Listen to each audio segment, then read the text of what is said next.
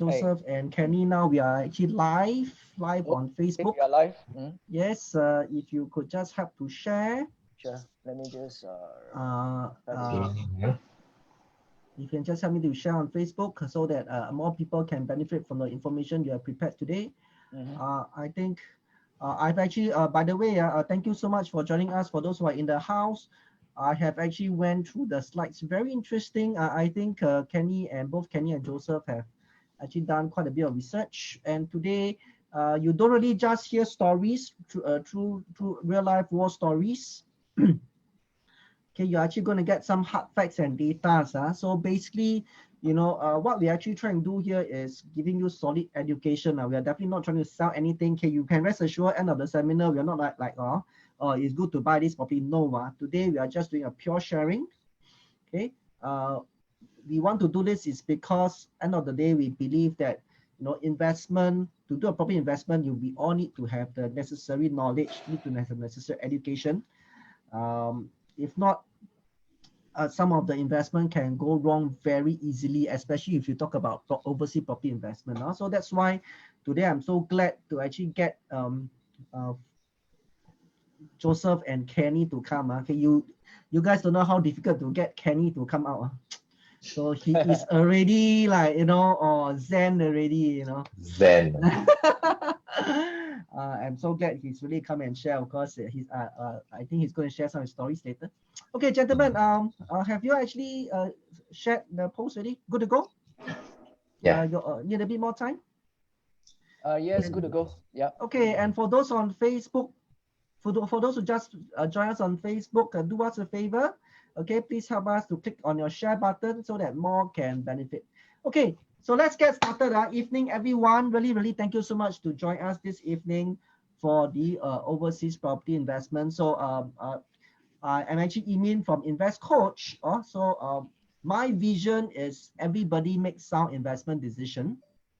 And what I mean by that is this: before you invest, you know why you are investing in it.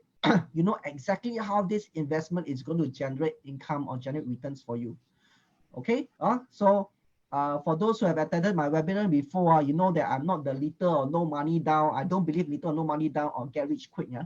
So I believe in this. Investment is a place that reward educated investors. So today I'm actually very happy to invite two gentlemen, expert in their field in overseas property investment. So they are actually going to share their wealth of experience. They are actually also going to share what are the key things to look out for when you actually want to invest in overseas properties. Okay, so actually I spoken to them and really thank you to them. They are very happy to make today's session a two-way discussion. So for those on Zoom, any questions, feel free to type in the chat. I will help to monitor. And for those on Facebook, if you have any questions, please feel free to type on the comment section. I'll be very happy to, post the question for you on behalf. Okay. Yes, this session is actually recorded. And of course, the last call for those who are actually on Facebook right now, please help to share. Okay, I think without further ado, I'd like to pass over the stage over to Joseph. Joseph, the floor is yours. Thank you so much. Thank you, Emin, and good evening, everyone. All right. So you have actually made the best choice in your life to join this live webinar, right? Instead of now, busy in shopping in the malls, yeah, or out there, savoring your favorite foods, right? But you chose, all right, to come into this webinar live, and to hear our sharing. So we really thank you for your time this evening. So let me just start the ball rolling, okay, to share with you all what are the 5 ways to become overseas landlord. Now, let's make it a very casual session. Okay, you can always post your question if you have while we are sharing with you. Okay, don't treat this webinar like a training lesson or some sort. Yeah. So let's begin. Okay. First of all, I like to put up some disclaimer. Okay. I guess this is important. Okay. Whatever we share with you tonight, all right, is solely educational purpose, all right? And it should not be taken it as our investment recommendations, okay? Because we cannot be whole responsible, all right? Any investment activities, if you conduct outside or after this sharing session, and then that result in a loss, you know, we cannot be whole responsible. Okay, and whatever properties that we mentioned, let's say we share with you are based on our personal capacity. Okay, we may have interest in it, right? We may have interest in those properties that we shared with you. And also, if you are sharing out material that you gather tonight from this webinar, yeah, you actually need our permissions. Okay, so let's move on. Okay. Yeah, once again, my name is Joseph Ho, and let me just do a small introduction of myself. Right, basically, I'm a property investment realtor, also an educator, also very active in training in my field, and also an investor since in the Singapore real estate market since 1994. Now, I have actually over the years brokered and structured more than 500 deals. Okay, in both residential and commercial properties, all right, and also both in Singapore and in overseas real estate market. Okay, I'm a certified international property specialist. I carry this designation CIPS from the USA. Okay, so much about myself. Now tonight, I also very fortunate to have my co-partner Kenny Kong. Let me also introduce him. This guy, you must hear from him, right? Yeah, he has got a lot to share with you tonight.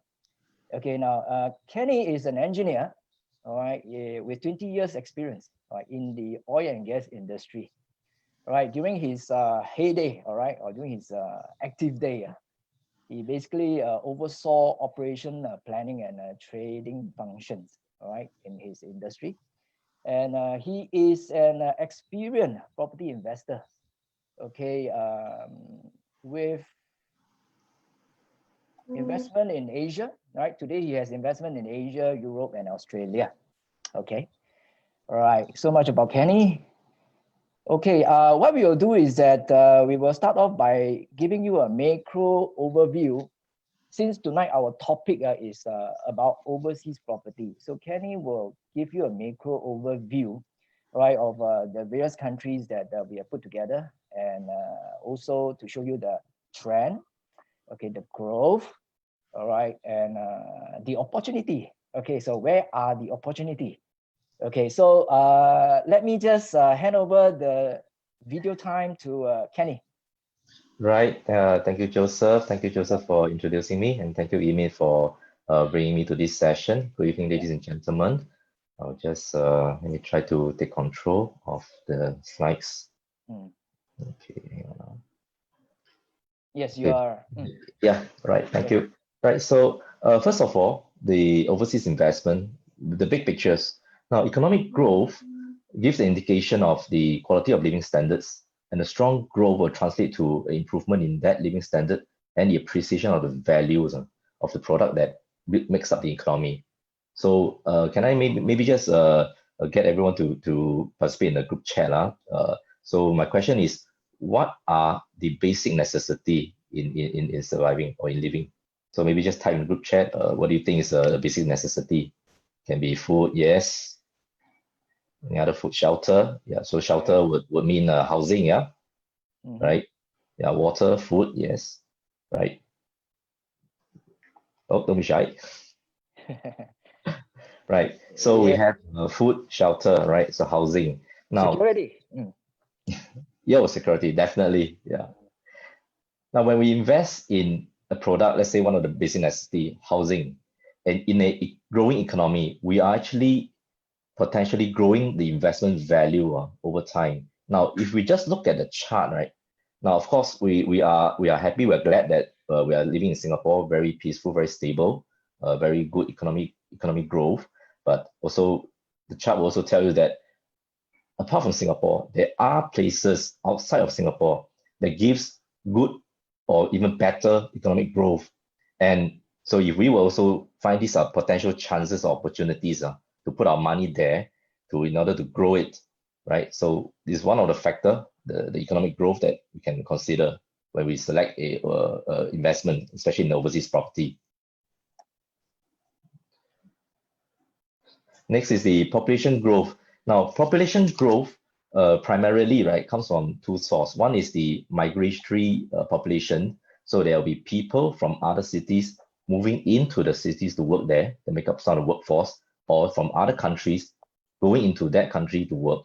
Also, there will be other aspect, which is the residential growth. That is, the city or the country itself have their own population growth that will replace the aging populations, right? So what does population growth tells us? Population growth indicates the housing demand. And because, as I think I like to reiterate, earlier on, we also identified housing as one of the basic needs. So investing in a basic need, of course, is something that in a strong demand, right? That certainly will gain us some benefits from there. So again, if you look at the chart, Singapore's number is a bit low, but I guess because the current trend with young people, they probably like to focus on the career first and then settle down and start a family later. So the population growth, probably the numbers are a bit low. But of course, look across countries around us and also in the developed the economy nations, there are countries with strong population growth, and this indicate a very strong housing demand. So when that has a strong housing demand, so being a landlord in an overseas country, you would tend to have a greater benefit from there.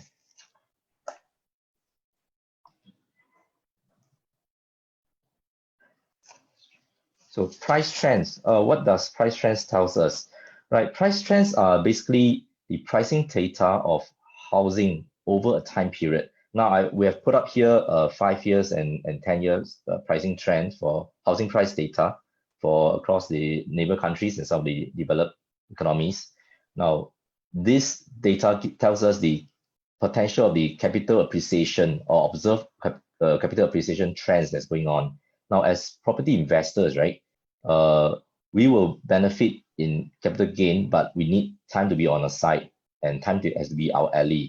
Now, first thing first, the source that we get the data to put up a chart, right? We don't have data in Philippines and Cambodia, but the next slide we will show you an independent data source showing Cambodia. So let me just go there. So sorry. Right, so Cambodia price trends. Now, as we can see, right, this is the data that's gotten in 2019, last year, September. Now, looking at the standard 1-bedroom apartment, the cost of this 10 years ago is 20,000 USD. Now, it's 130,000. Less of the cost, you have a capital appreciation of 110,000, which translates to 550% growth. Now, if we go back to the previous slide on price trends, I can see Singapore over the past 10 years has about close to 40% appreciation, but there are many other countries whose capital appreciation of properties is much stronger than Singapore's capital appreciation. So this again offers opportunities that we can look out for, right? Now, then again, next thing is having capital appreciation is one thing, but what is the cost of the property that is the project itself? Then we have to look at the price per square meter in USD. Now, as we can see, Singapore is, in fact, very easily from the chart, you can tell that Singapore's price is easily 3 times or more than 3 times that of our neighboring countries. And if Singapore would compare with a developed country, say the Germany, Australia, UK, they are at least equivalent or in fact surpass the cost of owning a property in Australia or Germany. So for the same value in Singapore, maybe we can get something better or bigger in another country.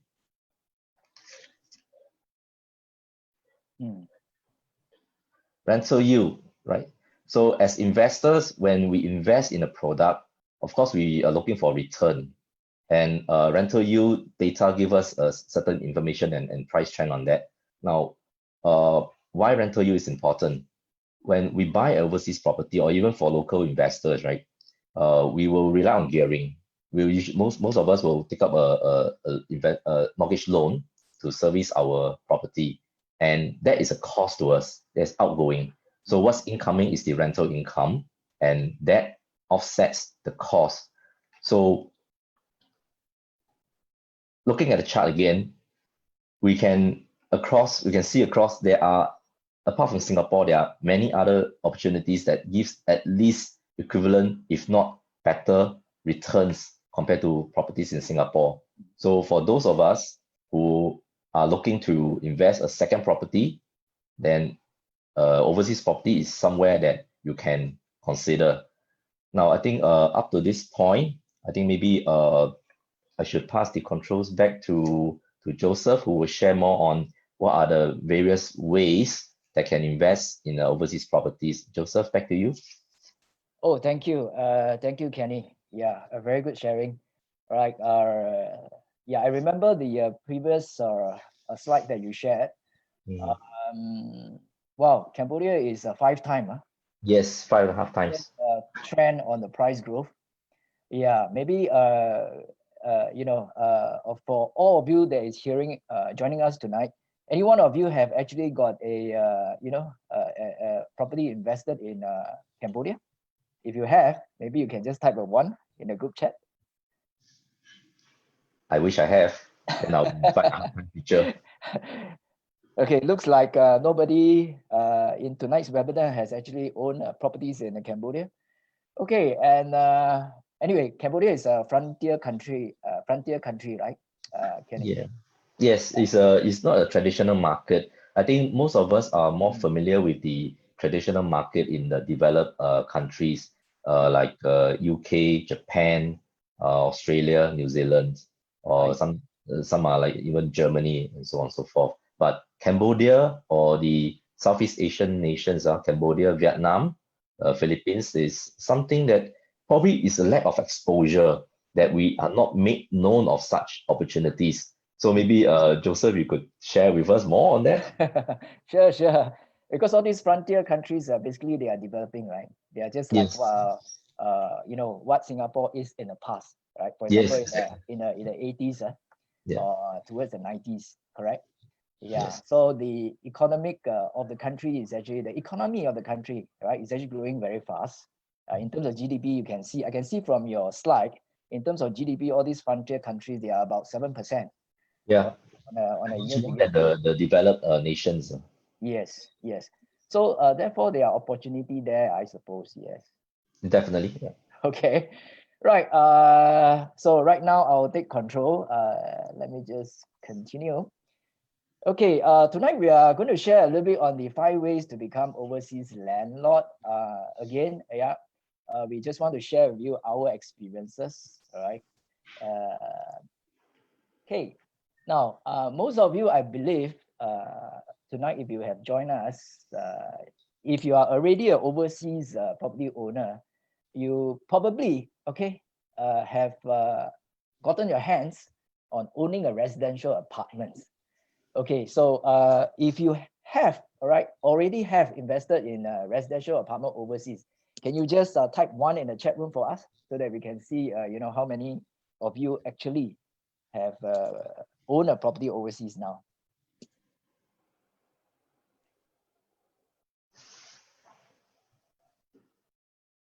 Okay, maybe tonight most of you are shy. Okay, yeah. All right. So the first way are usually very common, right? Very common because technically, basically, if you own a residential apartment, right, or overseas, you are already a landlord. Because if you are not staying there, if you are not using the apartment, definitely you are renting it out.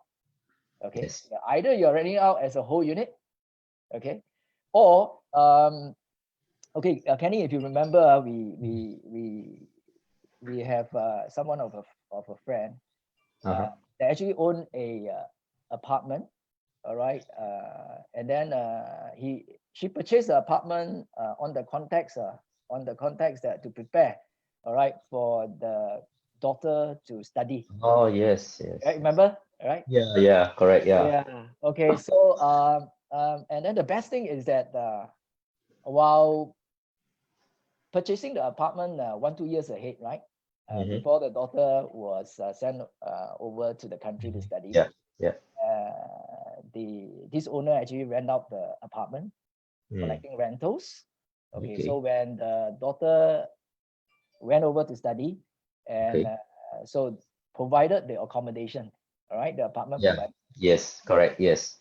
And we understood after the daughter graduated from the varsity, okay, and started working, and if I'm not wrong, she sold the apartment, okay, and from the capital gain, okay, and the rental collected, she told us that she is able to pay for the expenses. Covering the expenses, the education. Yeah, wow. the education, right? Education expenses, and still have profit. Wow, that's good. Okay, so this is really. What about subletting? Subletting. I believe if let's say the child is studying there and maybe stay in one of the room, the other bedroom can it be rented out? Of course, yes. Yeah. So that falls under the subletting? Yes, that's come under the subletting. That means you know, if you buy an apartment, example, there's a 2-room apartment or 3-room apartment, right? So there are spare rooms other than the one room that your children uses. Okay, the other spare room can actually rent it out for rental income. Wow, it's and that can help to offset or supplement. Yeah, exactly. Okay, right? The expenses. Yeah. Right. So it's great, right? Yes. And I just recall, right, one of the slides that you show about the Singapore property, right, is about what? 3 times our neighboring countries. Yes. Right. The price per square meter, it's a unit cost per area. Correct. Is compared to our neighboring countries is easily 3 times. Yeah. So most Singaporeans are very rich people. Yes. In fact, if the data is correct, I think 20% of the Singaporeans are buying private properties or staying in private property. Correct. So yes, a lot of them are rich people. Correct. So that is also to say, from the slide that you share, right? That is also to say a lot of us, like let's say we look out of Singapore, right? In fact, we can own a few more properties. Yes, three more, 3 times. Okay, that is really amazing, right? That's a new thought, Probably the thing is probably we are not aware of what are the opportunities outside of Singapore. Okay, yeah, sure. And on the subletting part, right? And some I came across some of my clients, all right? They even reconfigure the apartment. Wow. Yeah. It is something like so that you can rent out the room separately. Oh, okay. So because when you rent out the room separately, right, you actually receive a higher income, rental income, than you rent it as a whole unit. Ah, that's true.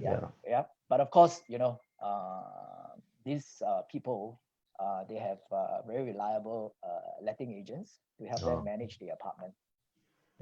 Okay. So these are some creative ideas that we come across. All right. I think it's quite interesting. All right. Let me move on to what is next. Okay. Now, landed property is very interesting. Now, in Singapore, we all know in Singapore, only Singaporean, and can own landed property. Correct, Kenny? That's right. Yeah. Yes, only Singaporean can own landed property. But today, foreigners is still not allowed to. Or there's some restrictions. Okay, PR, right? PR is allowed to own landed property, but subject to approval, right? From a land dealing unit. Yeah, exactly. Okay, and then if they acquire landed property in Singapore, if they are PR, do you know that they cannot rent it out? Oh, I didn't know that. You didn't know that, huh? They have to stay. They have to self-stay. Correct. For residential, for residency only. So they have to stay. Now, okay, Singapore have this rule. Now, what if, let's say, we go overseas and we buy landed property? Well, in fact, I have. I know you have. That's why I asked you this question. I bought one in Melbourne, Australia. Okay. I think to start off, I think that is not my first investment. My first overseas is in London, and it was your first item, apartment. Okay. Yes. I The mean, shift, we do own apartments overseas. yes, We do own yes, apartments overseas. yeah. And then, So the shift from apartments to landed, the thoughts that was going through my mind was, first of all, apartments, right? Like what you mentioned in the earlier slides, right? All the benefits of that, subletting, rental whole units, and my consideration back then was London is a financial hub not only in UK but also in the whole of Europe, right? right. And Right. the apartment that I purchased in London is located in Canary Wharf. It's the Ah, second CBD next to Central London, okay. and a lot of banks and financial institution companies located there. So, and one of my earlier slide I mentioned about population growth, and one aspect of the population growth is actually migratory population from other countries or other cities going into that city to work. So my choice of apartment in London is because also the housing demand was there because of the population growth. And so I'm not, as a landlord, I am less worried on the vacancy rate for the Yeah. apartment. And Yeah. to be honest, I do not have any single day of vacancy, even Yeah. when during the renewal of the contracts and all that. You're So right. You're right. Yeah. so that was for apartments. Now, why when I switched to Australia, Melbourne, I switched to landed. Of course, again, is due to the some of the regulatory consideration. Now, I think I believe some of us would know in Australia, a foreign buyer like us, we can buy only new builds or lands. Yeah. But Off plan, they call it off plan. off-plan, yes, correct, yeah. So Off off-plan, yeah, correct, yeah. So when then yes, it's easy for you to go in to enter the market and buy. But Yes. what about your exit strategy? Because at the end of the day, the regulation has regulated such that in the secondary market or the resale market, Okay. you can't sell to another foreigner. So that means your group of buyers is restricted now to only. Kenny, we are losing your audio. Can you hear me? Yep. We are losing your audio. Okay. Can you hear me now? Sorry, yeah. Can I just voice? Someone say a voice is a bit too soft. Too soft, okay. Yeah. Sorry. Okay. Now I think I hear you. Yep. Once Is again. it still okay now, or still too soft?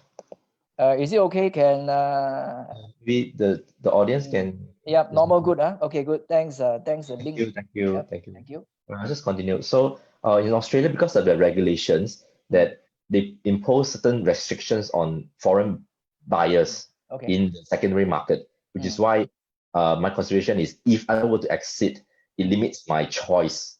That I can only sell to residents. So for that consideration, I chose a landed property in contrary to apartment. But of course, I have to say pros and cons, right? Now, what's the difference between a landed versus an apartment? Now, in Australia, apartments are mostly located in CBD. I'm sure you know. Yes. And the rental yield is slightly higher than the landed properties because first thing first, landed properties, they are located further away Further from. away, yes. Yeah, further away. Yeah, Yes. it's usually 20 to 30. Yeah, 20 to 30 kilometers away. So you need to transit to the city. You need time for that. But of course, the other thing is the car prices is a little bit cheap compared to Singapore.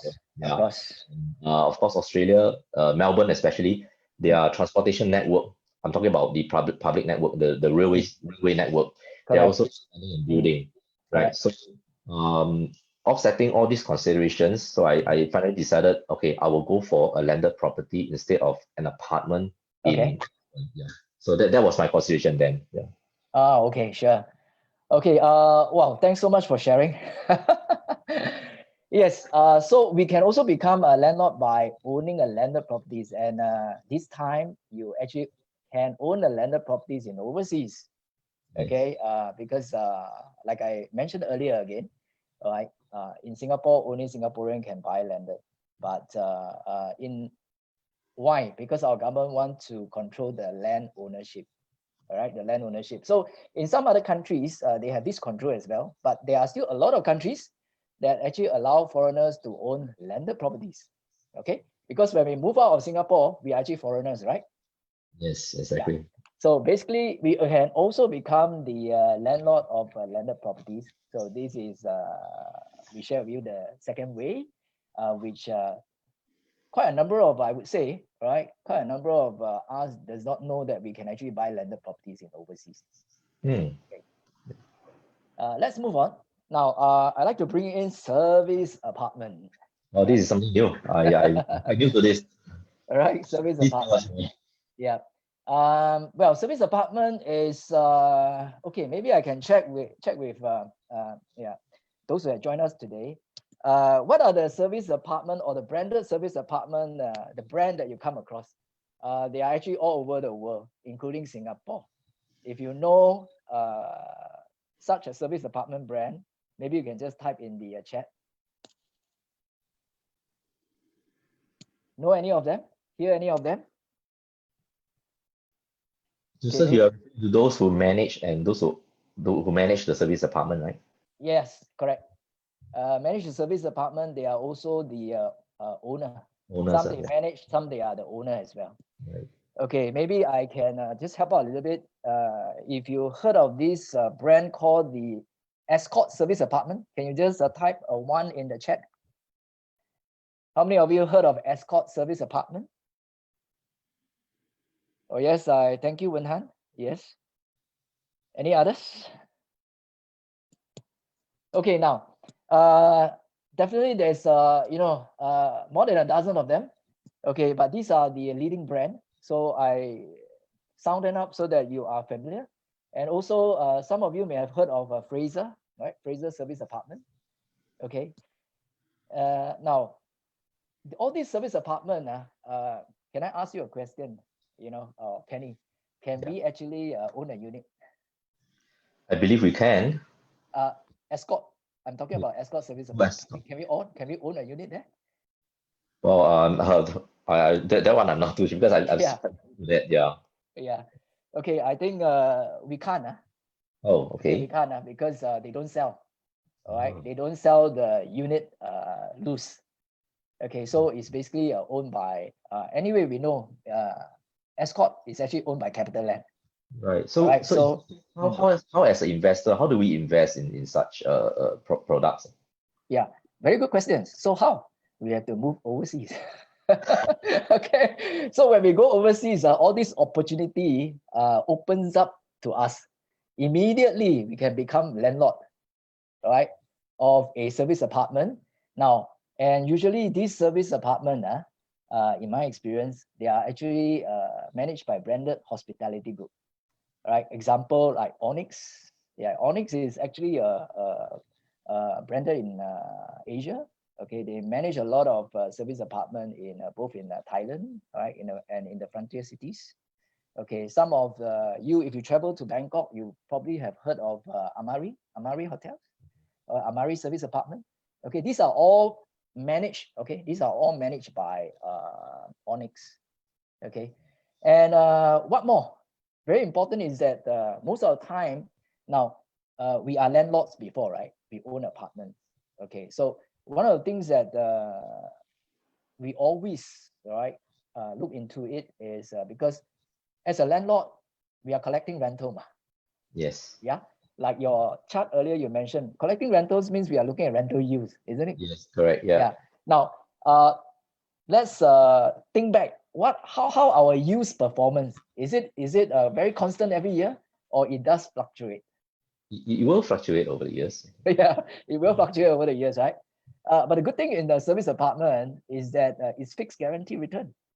All right. Usually it's a fixed guarantee return for the first 4 to 5 years. All right. So at a fixed rate. So you're saying in such a situation, yes. So we did not have to worry about the vacancy rate of the property, yeah? Exactly. Because it's fixed Exactly. guarantee, right? Okay. Right. Yes. And Kenny, if you remember, as a landlord of overseas property, who do we rely on to get the tenant? The agents. Yeah, the letting management, right? Yeah, then enemy. Usually we have to engage the letting management services, right? Yeah, but in a service apartment model, right, we don't have to. Right, So we how? don't have to because the hospitality group is managing the whole thing. Oh, Okay, right? The hospitality group is managing the whole thing. Okay, they are managing the service apartment. They are getting people to come into the service apartment. So what we need to do is just relax, all right? Sit back and check our bank account. Okay, all right, and check our bank account. Say every month, right? Just to ensure that the money comes in. oh, Right? that's great. Yeah. So Yeah, technically, is there any other things like for service apartment investment? Is there things like they give investors number of days of stay if we want to use it or something of that sort? oh yeah, very good question that you asked. Yes, in fact, they do. Right, Oh, every year, yeah, every year they probably give property owners, okay, mhm. because if you own a unit there, all right, give you a free stays when you maybe a 14 days, free stays. But of course, you cannot stay in the particular service apartment that you own, Oh, correct? Because your service apartment could have been taken up, could have been yes, yes, of course, taken up yes. by a tenant. Yeah, by a corporate tenant usually. Okay, and then you notice the profile of tenants is different here. Uh-huh. Yeah, Bo? Yes. Correct. Pardon me, I have used the Hokkien lingo. Okay, so basically the profile of tenants also different because service apartment are normally a bit more atas, correct? In that sense. For the expats lah. Correct, yeah. Because they are more service. Their service are more geared towards the hotel style, right? Okay, so example, they have laundry services, you know. Okay. Yeah, all this provided for. Now, imagine as a landlord like us, if we were to provide laundry services to our tenant, Oh no. I think it will be quite difficult to manage, right? Yeah. Yeah, so that is the one thing that make a service apartment so attractive, okay, to investor. So it's good for both the landlord and the tenant themselves. Exactly, you're right. Okay, exactly, you're right. That's why I think a lot of branded service apartment like the Escort service apartment, right, owned by CapitaLand, they are everywhere in the world now. They are in Europe, they are in Asia, they are in the frontier city, right? Even today, you talk about Laos, you talk about Myanmar, okay, which economy is not very, very open up, but yet you can see the Escort service brand there already. Oh, they are trying to establish their grounds there already. Yeah. Okay, today, because if you go to the Escort service apartment website, right, you can see all their presence, all right, yeah, over the world. So today, you know, we are so fortunate, right, today, because all these is becoming bite size. Okay. So long as we move out of Singapore, we have this opportunity. Could you maybe explain a little bit more? What bite size means defined as Bite size meaning, like I said, you see, people like the Escort service apartment, right?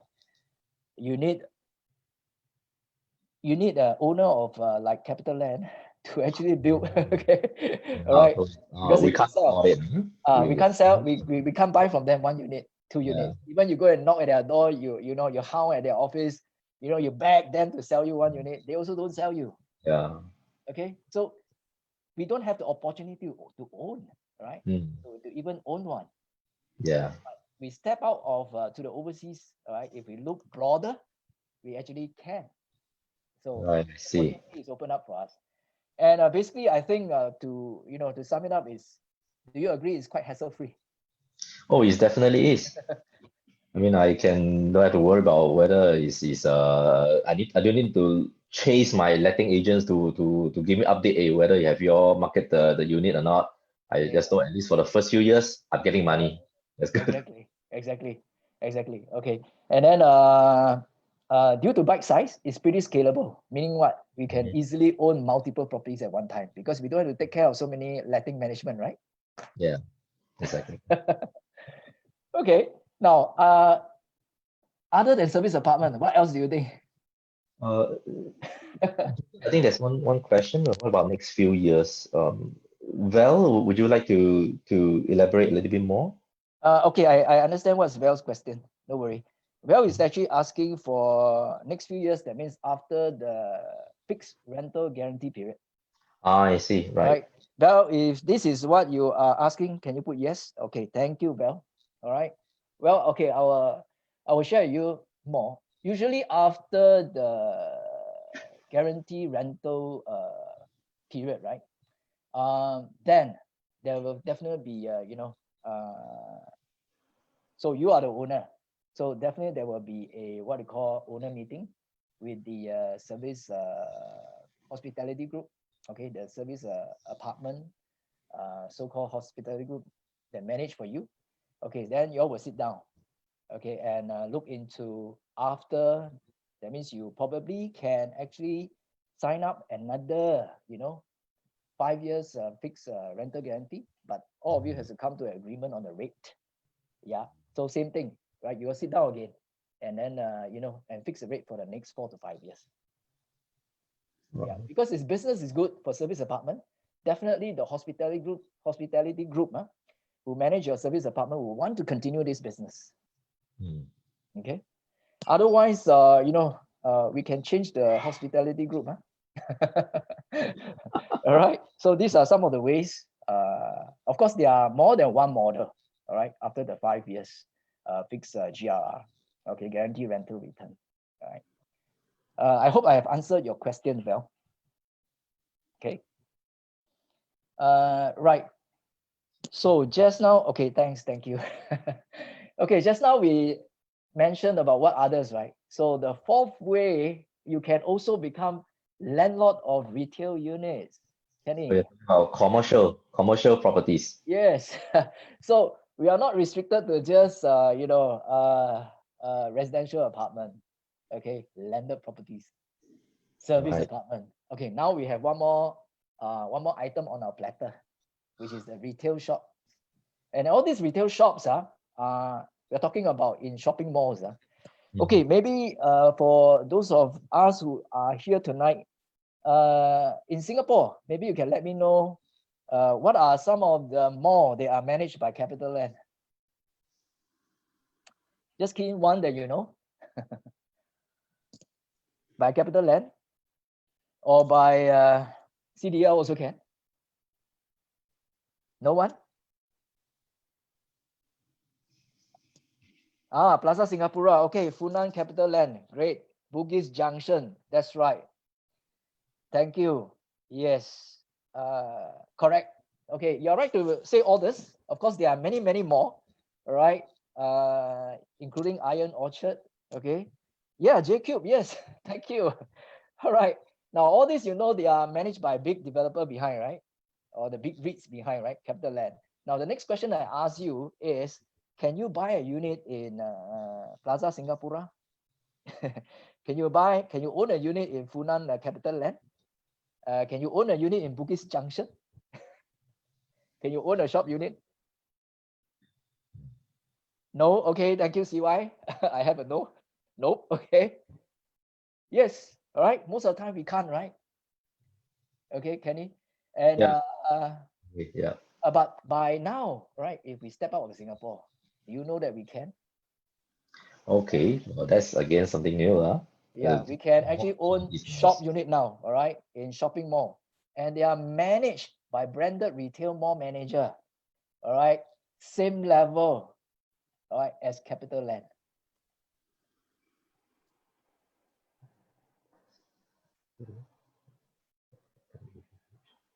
Okay, somebody requests for Brexit UK. Okay, we'll come to that later. Yeah. We'll come to that later, right?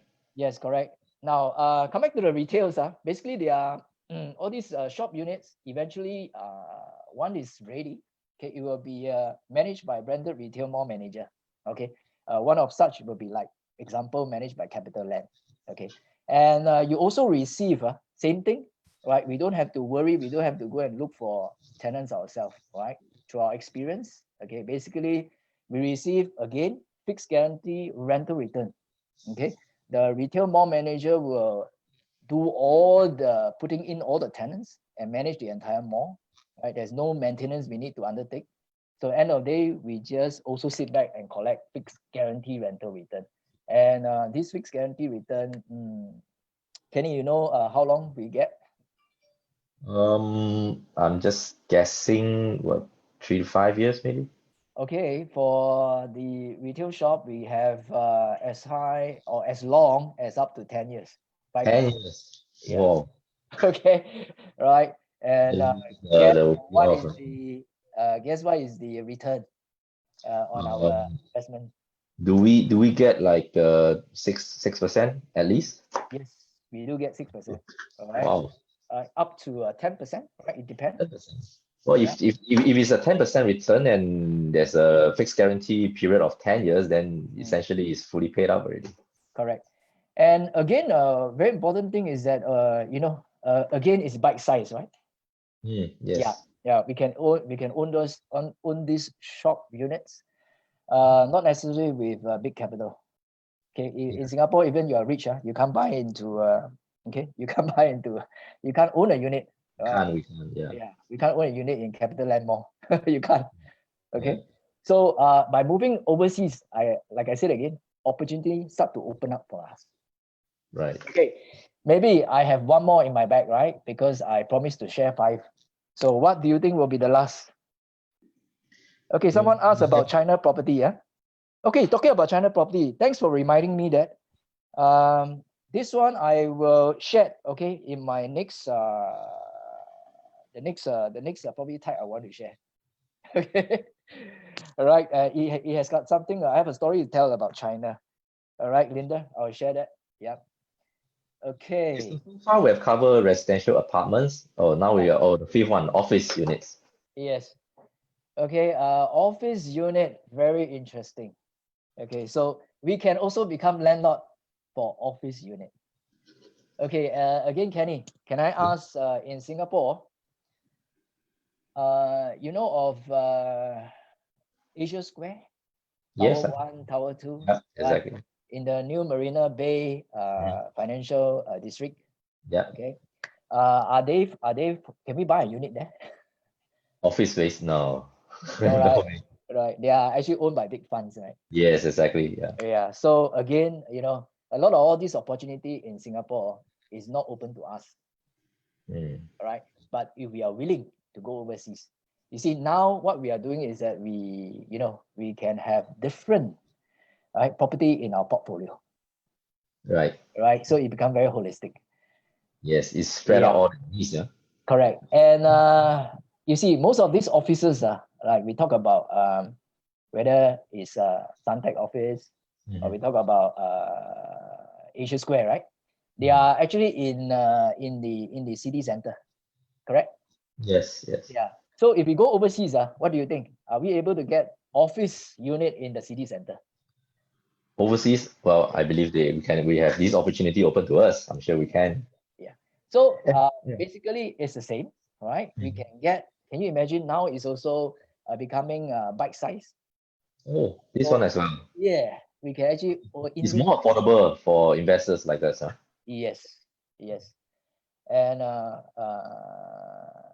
it's even cheaper than our HDB, right? Oh yes. Right. I think we share with each other before we come on to share with all who came in this this session. Yeah. Okay. So we can actually get office property unit in the city, and same thing, they are actually managed by branded office manager, building manager, and we also get a fixed guaranteed rental return. All right. So okay, on this, let me just go back. I want to share with the rest, since Linda asked this question. What about China property? Okay. About 10 years back, all right, I actually had this opportunity. A platter was actually presented to me. Okay, so it was an office building in Beijing. Okay, 10 years ago, more than 10 years ago. Now at that time, this office unit, is available. That means it is so strata. So it can be sold to individual owner. Okay, and there is also, all right, an office building manager to manage your office. That means to lease out your office unit for you, right? Once the building is completed building, right? Once the office is ready to lease out. And guess what? The location of this office building is in what we call now, anyway, it's in Beijing, right? The capital city of China. Right? It's in Beijing and it's actually in Ring 2. Right? In a lot of Chinese city, we say Ring 1, Ring 2, right? This kind of concept, right? 一环, 二环, all right? So this property is basically, at that time, is in 二环, okay, in Ring 2. No, I didn't take it up. I didn't take it up back then because you know, one of the trouble that we have is at times we overanalyze. Okay, so we overanalyze, become what? Paralyzed, right? Yeah. So opportunity okay. long. Yeah, opportunity long. But long and short story, my colleague actually went ahead and booked a unit. Okay. Oh, okay. Today he's receiving US dollar rental. Oh, wow. Okay, because today in second ring in Beijing, all the rental and all the office occupancy is almost 100%. Wow. Okay. Yeah, so he has never got a single day of vacancy. Yes, you're right. Right. There's never a single day of vacancy, and also his property has appreciated. Wow. Yeah, So it's of a course, double gain for him. Yeah, but because he has retired, so he's actually not selling his office. He just wants to keep this because anyway, it's a golden goose, right? Yes. Yeah, it's golden goose, right? So it's laying eggs. Okay, to answer Linda question further on China property, I guess that will need another session, right? To talk about China property. Now we don't invest so much. We have to declare, right? Me and myself and Kenny, we have to declare we don't invest so much in China, all right? Because China, you will never be fast enough than the Chinese. Oh yeah, they are very aggressive. Okay, right. The Chinese is very aggressive in picking up Chinese properties, all right, and also overseas, I think. Yeah, and an overseas buyer, but more towards their own, all right, their own buyers. Okay, why? Because in certain cities and also the property price has gone crazy. It's really very high. So I would suggest if you are really looking at China property, you really need to seek proper advice, and also to look out for property that you think definitely have potential. Okay, maybe I don't suggest like first tier city, you know, this kind of city. It is a bit tough already. All right, you probably have to go to you know, those third tier, right? Third tier city to have more opportunity. Even the second tier city, you know, the prices are actually have appreciated quite a lot already. Yeah. So one of the things that you know, we have been discussing, right, is about countries, all right, or cities, all right, that have opportunity to have capital gain along the way. Okay, because other than becoming a landlord, we also want to have capital gain, right? End of the day. Yeah. Yes, Correct? exactly. Yeah. Okay. Okay, we have question coming up again. Which country would you suggest each of the 5 ways are best applicable geographically? Perhaps landed in Aussie? Okay, Kenny, you want to take this question? Or actually, we have a lot of things to share with them, right? Yeah, because what we are sharing today is just the macro pictures. In order to select a final product and the location, there are many other considerations and factors which later some slides will probably share more on those things. I think can we maybe take on C's question on the Brexit impact? Maybe I'll talk yes, on that. Okay. Joseph can add on after that. Okay, Now, sure, please. Brexit, right? Yes. When Brexit was announced, there was some pressure on the prices, but the consequential effect of that is because the agreement there is such that tariffs could change, tax duties could change and all that. So the potential migration workforce could, if so-called, move out of London and go into Germany, Berlin or Frankfurt. So during those period, there was some interest, I believe, in German properties, but until today, I think the actual Brexit has been keep on pushing back, and so far no firm agreement has been really a done deal yet. And also the fact that while these few years are ongoing, there is factually still a population growth, and with that, the demand for housing will still be there. And from the actual Brexit referendum until today, we're actually seeing London's housing prices has not really gone down a lot. But of course, the fact remains, the pound, the sterling pound, the currency has depreciated to much lower than back then when before the Brexit referendum. That's the fact.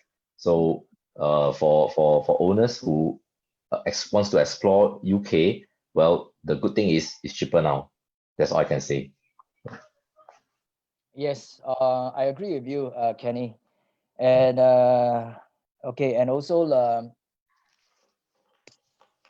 okay, my take would be, of course, in UK I have invested before the COVID-19. All right. Oh, okay. In Right. the apartment. So of Right. course we have already exited that. Okay, before, but nobody knows right? You know, the arrival of the pandemic. Okay, nobody knows about that. And of course, the at that time, Brexit is already happening. When I exited the market, Brexit is already happening, and Yes. yet I am still able to get a buyer. Okay. Right. So basically, I think you know, my view is that for UK, price definitely have softened. Okay, especially for the luxury class. Yes. Okay, in a prime central London city. Okay, the price has come down. But you see, when the price come down to a fair levels, or to attractive levels, then you have buyers coming in again. Okay, Yeah. because all these are matured market. Now, Yeah. end of the day, right? What I'm trying to share here is that me and Kenny, we have other funnels to share with you. Example, investing in overseas property is not so much of just about the macro view. Yeah, Of course, exactly. macro view is our first funnel, but we have still got a lot of micro details, all right, that we have to take into considerations. Yes. Okay, example, you know, we also have to look at our capital. Yeah, how much capital we can deploy, all right? And there's a lot of detail. Doesn't mean that you know, with Brexit, you know, all the properties in throughout London is not going to perform well. Okay, Yes. so there will still be certain borough, okay, borough or brand. Okay, in London they call borough, right? In Australia they call states. So they are performing well. Okay, so it also depends on the type of property that you put your money in. Okay, so all these are we will share a bit more in the future when we talk about what is your investment objective, what are your needs, okay, what are your personality, okay, correct, right? Like comparing Kenny and myself, probably Kenny is a bigger risk taker than me. Okay, so all these also we need to analyze. Yeah. Before we actually say which is good for you, okay, which is not good for you, because the not good for you, the countries will not in our list. It will not be in our list. Yeah. Okay. Joseph, I think there's one more question from Wen Han. Okay. Take on Before that, retirement. I like to also touch on the volatile market like Cambodia. Okay. Oh yes. Yeah, because they someone C also talk about the The question on the volatility on that. Yeah. Correct. Cambodia is a frontier market. All right. Basically, it's frontier market now with the strong growing economy. Real estate prices is also appreciating. Yeah, quite a fair bit. Therefore, in Cambodia market like that, okay, so we have to be wary. All right. At the moment, if you talk about normal condominium, right? Normal condominium, yes, there is an oversupply of situations there. That's why in Cambodia, we will not recommend that you buy into a condominium that does not have GRR, no guarantee rental return. All right. So other product that we can consider would be like I mentioned earlier to you, right? Service apartment. Okay. What is the other one? Retail, right? Retail shops in shopping mall. Okay, and also offices. Yes, yeah. Okay? Offices, because don't forget, frontier market, their economy is thriving. All right. Yes. So there's a lot of investment still pouring in. Okay, when you have a lot of foreign investment coming into these developing countries, right? Definitely commercial space, like office space, all right? And also Cambodia has got pretty young population, Oh, yes, yes. right? What is the Very- average age again, Kenny? I think it's what, the mid to late 20s, I think. Yeah, 25 like that, I think, right? The Yeah. average age. So there's a lot of opportunity, okay, for these growing populations. That means what? That means we are talking about, let's say, what are the lifestyle of the young? They go to the mall, right? They love Yeah. shopping, right? They love to dine out, right? Right? Okay, they go to hang out. So malls and all this, yeah, it could be a good product. It could be a good property type, all right? Yes. Like I say, we'll share more, and then you'll know at end of day, which one you want to put your money in. Yeah. Okay. I believe, like what you say, you also subjected to the investors' investment style and their objective. Exactly. Okay. So there's more to it, and okay, Kenny, you say there's one more question, right? Yeah, from Wenhan, what's your take on the retirement home in China, second Very and good. third? Mm. Yeah. Okay. Retirement home. Okay. This question come from who? Wenhan, is it? Wenhan, yes. Oh, Wenhan. Okay. When you talk about retirement homes, are you referring to those retirement village development, especially built for retirement purposes? Okay, yeah. So if you're talking about those, again, it depends on the city, right? You have to look at which city this kind of properties are being developed. Okay, and then are there aging populations? Mm, Okay, yeah. when we talk about retirement home, you know, over the years, we would like to look at profiles already. Okay, if aging population, like for example, Japan, okay, Japan has got an aging population, right? I think all these good retirement development with good facility, right, for the senior for retirement, this might be good property to look into. Okay, if you are particularly interested. Okay, I hope I answer your question. I know I may not fully have answered your question because I don't know what type of retirement homes you are actually referring to. Okay, but then we still have chance. For our own retirement. That Okay, means, yeah. Okay, for our own retirement is basically quite easy. It's basically your own lifestyle, right? So you choose which city you want to go into, correct? And which country you want to enjoy, right? For your golden years. You probably want to enjoy like, you know, if you love culture, you know, you love everything a little bit more tranquil, you know, no pressure. Okay, then maybe Melbourne. All right. Of course, in China, there are other cities. We need to explore further. Like I said, we don't focus so much in China at this moment of time. Not that we will not. Okay, when the opportunity come, we will do. Okay, so but of course, at the moment we have better. Okay, we have better options. We think personally, other than China, because China prices in certain city are really crazy. Yes. Okay, and you know, right? Properties in China, you don't hold freehold, Yeah. right? It's only No, 70 years. 75 or less than 70. that. Yeah. When? Yeah. Okay. So you of course it's renewable, right?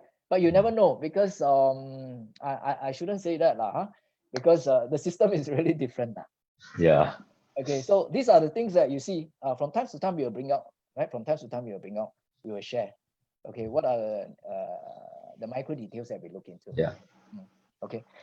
Is there a question on the 5 ways best applicable, what perhaps landed in Aussie? You want to take this question? Oh, I think we sort of tackled that question. Okay, answer already, yeah? Yeah. Okay, in that case, let me also, all right, sums up. All right, sums up. Okay, now overseas investment basically is, we all know is rewarding, right, Kenny? Yes. Yeah, given that the capital outlay, Yes. Yeah. compared to the capital outlay that we have to put in Singapore, all right, in our own country, all right. But of course, right, we don't know end of day what we don't know lah. Yes, of course, because we are not a resident there. We don't stay there. Yes, yeah. So it's very important to educate ourselves first, and also have some knowledge.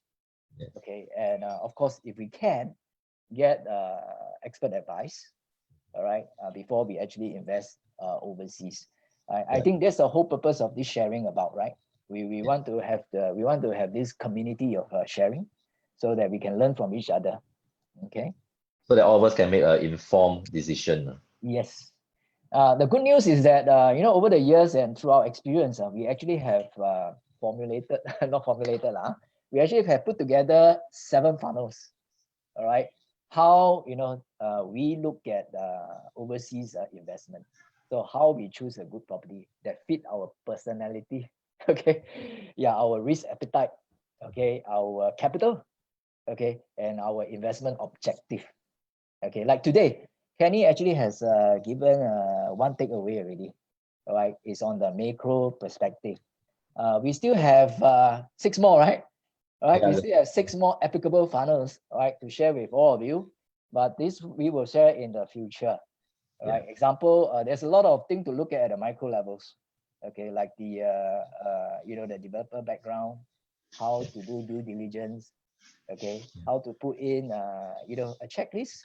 Okay, so that we ensure, all right, that the property we selected to invest in overseas, okay, it will not end up with us losing all our monies. Okay. Yeah, you're buying Yeah. something, but actually you don't actually own it.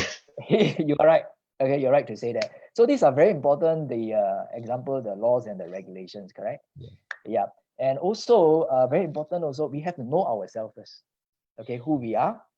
Then we are able to meet our own objective. Okay, and of course, yeah. Then we are able to select the country and the property type that best suited for us. Yes. Okay, finally, right? Me and Kenny, we are very, very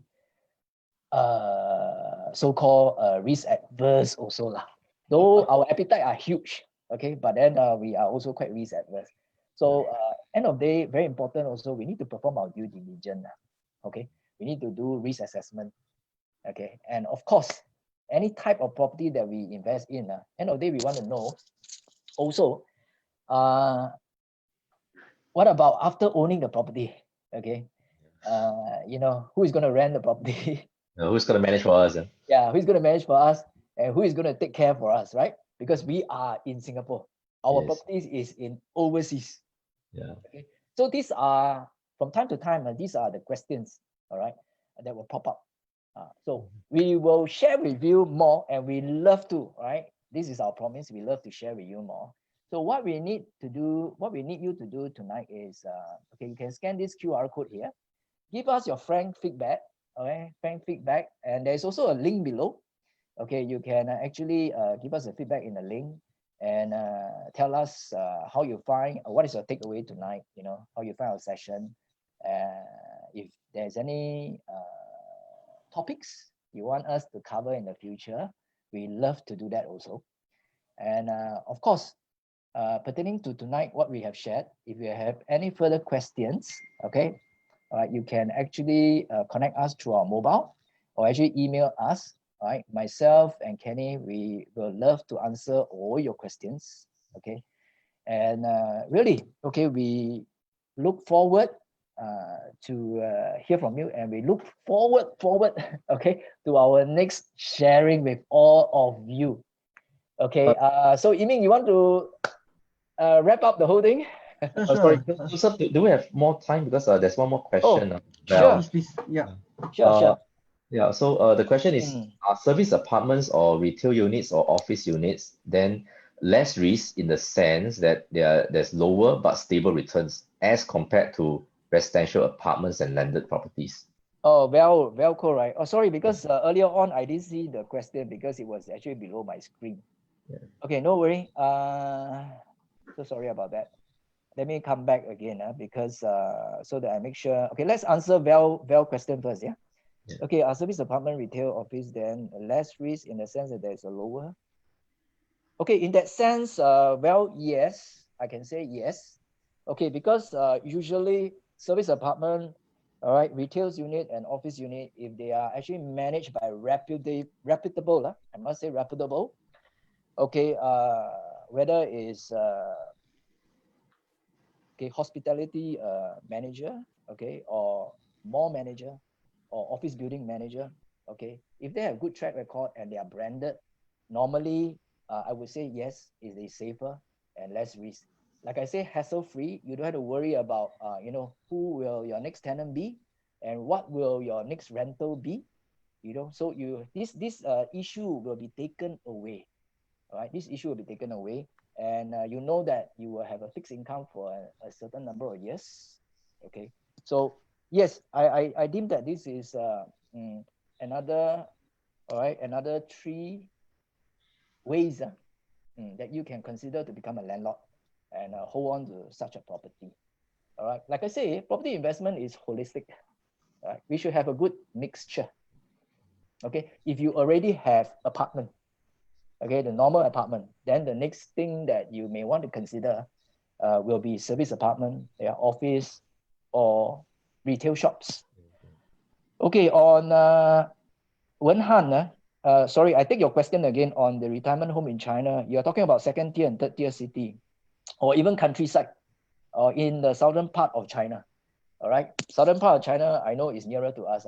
Now, I like to share this experience with you. I've been to, especially you talk about southern part of China, right? I have been to Nanning. Okay, Nanning is actually above. Guangxi. Yes, it's in Guangxi. All right. Personally, I feel the apartment there are also not very expensive. It's about, say, about 100, 110, 120 USD dollar. All right, you can buy a nice 2-bedroom apartment, and it's really a very nice in terms of temperature. All right, all year long. Okay, it is still like more like unlike Singapore, right? We are 30 over degrees. All right, it's quite hot over there. You're experiencing throughout the years, right? 20 over degrees. Very spring-like, yeah. Very spring-like, and environment is very clean. I'm very surprised when I step into the city of Nanning. Okay, and I understood that okay, this city of Guangxi, right? It is actually part of the Belt Road Initiative. Very important, right, to the entire China planning of this economic route. So, like I said, if you ask me, all right, this is one of the city. If I were to choose to retire, I love to retire there. Okay, I love to retire there. So basically, you have a lot of city, second tier and third tier city to choose in China for retirement. Okay, I hope I have answered your question. Yeah, Yiming. Okay. Yeah. Anybody has any last questions? If not, really, thank you so much. Also, time is also running out. So thank you so much, gentlemen. So of course, for those who are on Zoom, really appreciate if you can give these 2 gentlemen a round of applause. You can actually press the clap button. There's a clap button somewhere. So please help me to thank these 2 gentlemen. Give a round of applause. And of course, those who are on Facebook page, watching us Facebook Live, please just give us a like, so that we know that they have been contributing some use. So really thank you so much. Once again, there is this the feedback. Appreciate, can get some feedback. I will also email to you. Yes. If this is something you're looking for, I'll definitely try to arrange more. Okay, very thank you so much. So have a good evening and see you again very soon. Okay, bye-bye. Thank you so much, everyone. Thank you so much for joining us.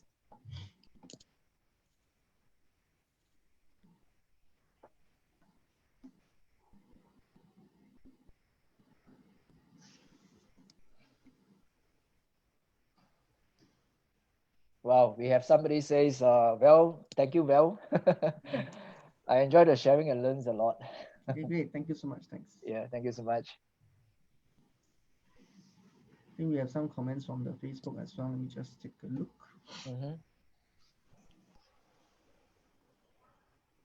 Yep, so you have some thumbs up and clapping on the Facebook. Google, well done, gentlemen. Thanks to the audience and thanks to you, Yimin, for hosting. Yeah. No worries. Thanks to our Yiming Pim. Okay, I think we will end the chat. We are sorry, end the sir, chat. we are still live. I forgot that. Okay, so okay, okay, Ken. Good night, gentlemen. We will end the chat now. Thank you. Ladies and gentlemen, good Okay, night. thank you. Bye.